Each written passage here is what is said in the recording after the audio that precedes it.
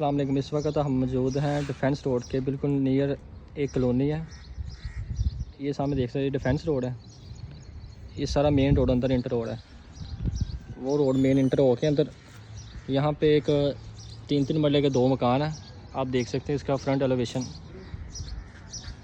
ये इसका front elevation है। 3-3 मरले के 2 घर हैं फॉर सेल के लिए डिफेंस रोड कालने वाली साइड पे।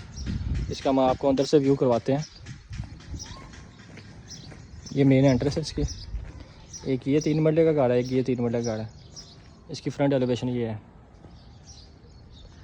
ये पेड़ बने हुए हैं फॉर सेल के लिए।